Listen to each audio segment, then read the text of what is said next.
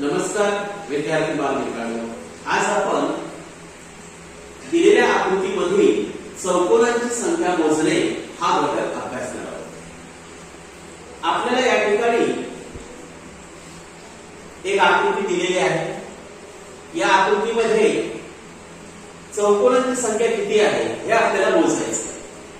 पण त्यासाठी विद्यार्थी मित्रांनो, आपण प्रथम या आकृतीचे किती भाग झालेले आहेत हे मोजूया. 1 2 3 4 5 6 7 भाग झालेले आहेत. मग बालमित्रांनो, या प्रत्येक भागाला आपण अनुक्रमांक देऊया. 1 2 3 4 5 6 आणि 7. यानंतर सर्व अनुक्रमांकाची आपण बेरीज करूया. 1 + 2 + 3 + 4 + 5 + 6 + 7. बरोबर.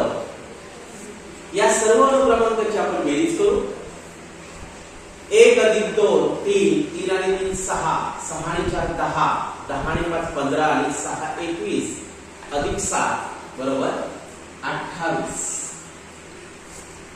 म्हणजेच या आकृतीमध्ये चौकोनांची जी संख्या आहे ती 28 आहे.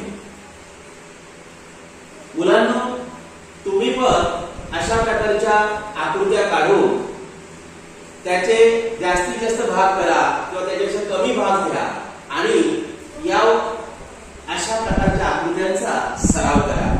निश्चितच तुम्हाला हा प्रश्न सोपा जाईल.